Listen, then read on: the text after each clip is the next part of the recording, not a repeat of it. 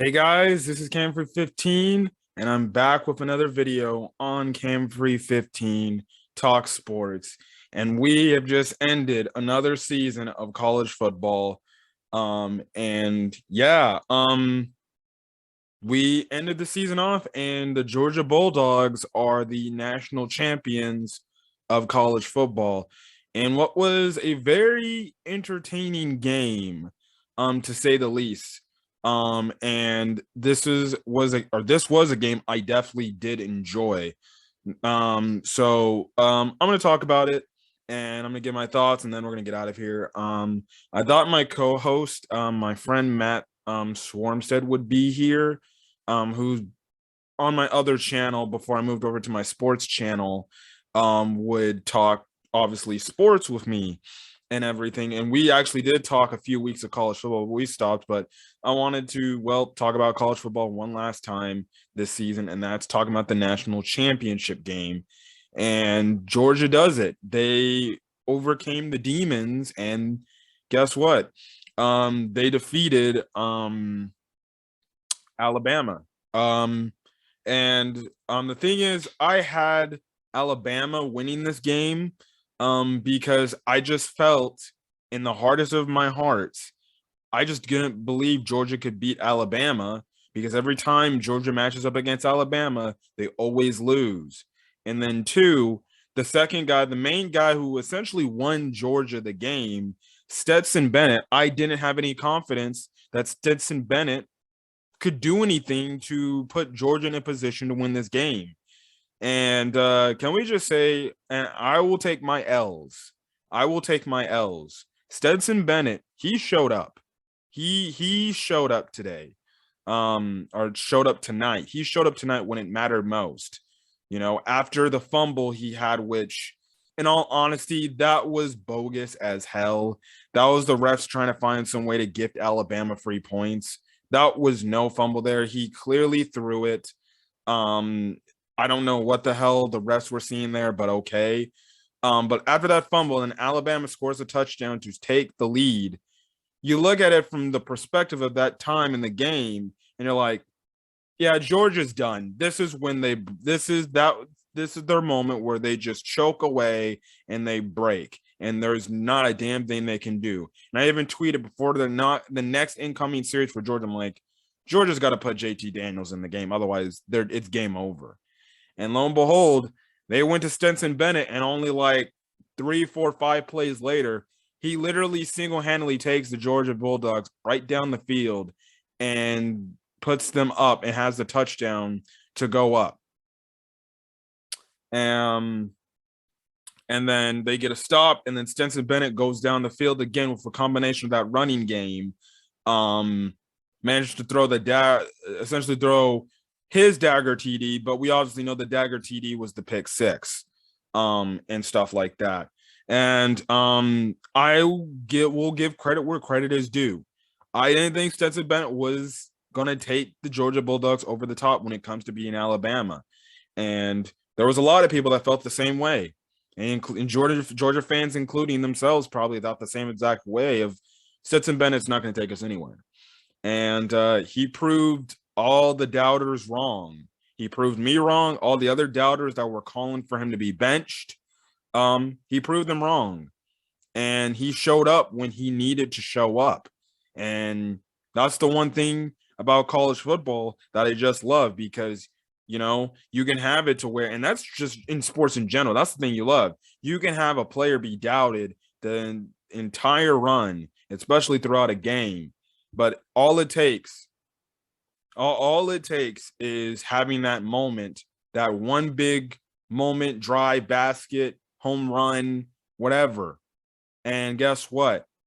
Opinions will change if you end up winning a championship for said team because of your performance. And Stetson Bennett, he stepped up when he needed to step up, and he put Georgia in a good position to win this ball game. Stetson Bennett finished the game with 17 completions for 26 attempts for 17 completions, passed for 224 yards, scored 2 touchdowns, and had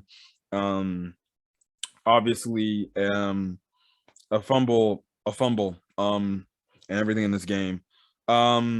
White, Zamir White, the running back, had 13 carries for 84 yards. He was really good in this game. He was literally bulldozing over some of these freaking Alabama defenders. Like he was taking it to these guys. There was a lot of hard hits in this game. A lot of hard hits in this game. James Cook, had 6 carries for 77 yards rushing. And essentially, you had combined those, you had over 100 yards rushing between the two running backs and stuff like that. Pickens had that one amazing catch early in the game when he literally reached out for the ball. That was a great catch and everything. Mitchell had 2 receptions, and he scored the long bomb touchdown Stetson Bennett threw to him. Bowers caught another pass from Stetson Bennett. That was on that little, screen pass right there. And he managed to run into the touchdown. Burden, 2 receptions for 28 yards. McIntosh, 3 receptions for 23 yards. Cook had 2 receptions for 15. And the other receivers and stuff like that, they really just had 1 reception for measly yards and everything. And the thing is, Alabama, they relied on the run game. They truly relied on, or not Alabama, Georgia truly relied on the run game first out of anything before they made Stetson Bennett throw a pass. And they learned from the SEC championship game, we can't put Stetson Bennett in harm's way unless we have to put in the ball in his hands. We hope he comes through, and tonight he came through. But this game, they made sure to establish the run, and they made sure to be a downhill attacking team that punished Alabama. Because early in that game, Alabama was the team that was punishing them. They were taking it to them. They were blown up. The defenders or the defense on Alabama were blowing them up on the O-line and stuff like that. And it's looked like it was going to be a long day for Georgia. And Georgia was going to have to find some way to play catch up, but they wouldn't be able to catch up. But like I said, Georgia's offense came up big when they needed to come up big and they responded like they should. Like they needed to respond after obviously the touchdown that Alabama was essentially gifted, in all honesty, and stuff like that. As for the Alabama's defense, I thought they played fine for the most part, but they ended up just breaking and wearing out, as the game progressed, mostly because, like I said, it's thanks to that run game. The run game eventually started to tire them out and everything. And then when you're running so much, you're so keyed in on the run, you forget Stetson Bennett can, and at some cases, pass the ball, and he was dropping dimes on them, and they fell asleep on defense, and the secondary couldn't cover anybody, for crying out loud. That was it. That's kind of it. The moral of the story, Alabama's defense, they were strong most of the game, but in key moments they fell asleep on defense and they wore out. And that's how Georgia's offense was able to take control and manage to catch Alabama slipping. As for the Georgia defense, I thought they were good. They got stops when they needed to get stops. And that's the thing is on that last drive, that's the stop you needed to get, because if Alabama goes down the field, they can tie. They have a chance of tying this game. We might be going to overtime. And Georgia's defense came up big when they needed them most, and they got the stop. They got the pick six, and everything. They got a good job at getting home on Bryce Young and everything, and they made sure, to get him down and everything. I thought they did a decent job at containing him, but Bryce Young was able to get out of the pocket and extend plays and everything. But I thought the Georgia defense was really freaking good, because at first it looked like, okay, the Georgia defense, they're gonna start wearing out, because when the game started, it's like, like midway through the game, when the offense for Georgia isn't doing anything, you just have that feeling like this is gonna be the part of the game where Georgia's defense is just gonna wear out because their offense isn't doing anything. And it's crazy. It is crazy. They managed to continue to battle. They managed to continue to stop Alabama's crazy good offense. And Bryce Young, the Heisman Trophy winner, and they managed to overcome that. As for the Alabama offense, I think they could have done a little bit better, if I'm being honest. I think, when they were in those red zone appearances, they ended up only getting field goals. They never got touchdowns. If any, they rarely scored touchdowns. They were in the red zone a lot of times in this game. And Georgia's defense, credit to their defense, they stopped them in the red zones and held them to field goals. In some cases, maybe you have to blame Nick Saban and the offensive staff and Steve Sarkisian. No, I don't know. No, not Steve Sarkisian. And Bill O'Brien, maybe a few times in the goal line, if it was when it was fourth and short, they might have should have probably gone for it and see if they can punch it in for a touchdown. They just took the safe approach and they went for the points. And maybe you look back at it as an Alabama fan, you're like, maybe we could have went for it like a few times on a fourth and shorts in those red zone appearances, and who knows, maybe we end up scoring a touchdown. Bryce Young threw the ball 57 times. He had 35 completions. He had 2 interceptions, 1 touchdown, and threw for 369 yards. Listen, in some cases, Bryce Young still has a lot of room to grow because remember, he's still just a freshman. And I think he's a freshman. No, he's a sophomore. He still has some room to grow. He's kind of early, and he's definitely going to be going into next year a high quarterback draft prospect. I thought he had a solid year this entire year, but he definitely could have played a lot better. This game, you're going to make better decisions and stuff like that. Brian Robertson Jr., he led Alabama with 68 yards, 22 carries, and stuff like that. I thought they should have relied more on the run game because there was a point where Georgia's defense couldn't stop them and stuff like that. Latu had 5 receptions for 102 yards. Jamison Williams, prayers up to that guy. Hopefully, I think he tore his ACL because he got hurt earlier in this game. He had 465 yards. He definitely would have definitely had over 100 receiving yards if he didn't get hurt, I believe. Hall had 2 receptions for 52 yards. Brooks, 6 receptions for 47 yards. Bolden, 7 receptions for 42 yards.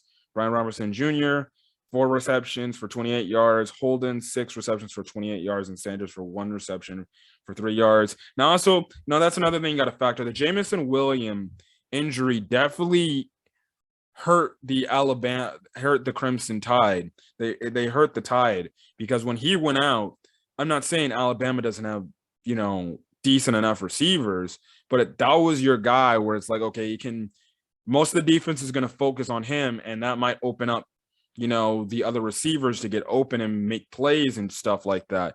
But when he got hurt, it kind of it was kind of the fumble. The fumble looked like it changed the game, but on an Alabama standpoint, when Jamison Williams went down with the injury, that truly changed how the offense went for Alabama the rest of the game. Now, I personally believe maybe the game's a lot closer and we actually go to the wire. And maybe Alabama does end up winning this game if Jamison Williams doesn't get hurt. You can definitely make the case that if Jamison Williams doesn't get hurt, maybe the Tide end up winning. But no, they don't. And injuries happen. You just hope that he isn't hurt too bad. I think he had to have tore his ACL because he was holding his kneecap area, and that's where ACLs typically are located at. And man, there's just been a lot of football players that had their ACLs torn this year, and stuff like that. So yeah, but that's it. That's kind of the risk. But listen, credit to the Georgia Bulldogs for finally overcoming the hump, getting over the hump, beating your rival, SEC rival in Alabama, a team that a lot of people figured Alabama's probably got this in the freaking bag, and there's no way Georgia has a chance. Especially Stetson Bennett. And credit to Stetson Bennett, freaking walk-on quarterback, former walk-on quarterback for Georgia. Managed to come and take the starting role and take the team all the way when everybody, including myself, doubted him and saying that he can't do it. He's not that guy. And he freaking showed to freaking Georgia he's that guy. Again, like I said, I still think he's not that good. But he showed up when he needed to show up, and that's the thing that matters most in sports. You show up when you show up, and you end up winning the championship. You're not going to regret if your quarterback plays like complete trash, or players complete um continues to play like complete trash. And again, props to Kirby Smart. Congrats to him too. Sticking this long, having seen defeat after defeat after defeat after defeat, finally gets to win. And like I said, credit to Kirby Smart for sticking with Stetson Bennett. You know, he continued to have confidence in Stetson Bennett and continue to ride by him. He could have easily went over to JT Daniels and said, dude, try to do what you can do. But he continued to stay with Stetson Bennett. And guess what? Stetson Bennett managed to take them over the top this year, and stuff like that. And credit to the Georgia Bulldogs. They were definitely a college football championship favorite. But I figured if they were facing Alabama, I gave them no chance. And hey, going forward now, whenever I see Georgia versus Alabama, I give Georgia a pretty damn good chance to be Alabama because now I've seen them do it, and stuff like that. And yeah, and this was one of the rivalries, in college football the last couple of years, man. And good. I thought this game was one of the better college football national championship games we've had in recent memory, where it went down to the wire essentially, and it was exciting. Even though it does get repetitive to see Alabama and Georgia in the college football national championship game, the past couple of years, but as long as the game's entertaining, you'll take it. And well, the game was entertaining. Now, Georgia is the best team in college football this year, and I would envision that they're going to go into next season being the number one team in the country. So yeah, but those are my thoughts on Georgia versus Alabama. Again, credit and congratulations to Georgia, and your fans of winning the national championship. I definitely do not think this is going to be like one and only. I definitely do see Georgia potentially winning multiple national championships, and stuff like that. But it's going to be very interesting to see what we have going on in the college football world, because there's a lot of transfer quarterbacks going on and stuff like that. And it's going to be very interesting to see what's going to happen next. But other than that, I'm going to go over, guys. Again, this is Cam for 15 Talks Sports. So if you guys like the video, leave a like. Put in the comment section your thoughts on the national championship game, your thoughts on Georgia winning, and your thoughts on Stetson Bennett coming up big, and stuff like that. Hit the subscribe button to the channel. If you want to get more sports content, I talk Chicago Bears, other NFL stuff, which I will be doing an NFL wild card prediction video this week for the wild card matchups. And yeah, but other than that, gonna get out of here, guys. Again, hopefully you guys have a great rest of your day or night watching this video. And again, hopefully you Georgia fans are partying. You guys won the World Series not too long ago. Now you guys freaking won the national championship. So congrats to Georgia. Congrats to them. I hope one day one of my favorite teams wins a championship. I never see UCLA football winning a freaking national championship, but maybe one of my pro teams can win a championship, but we'll see. Other than that, guys, I'm the God of Fear. Catch you guys in the next video. Until then, guys, see you guys later. Peace.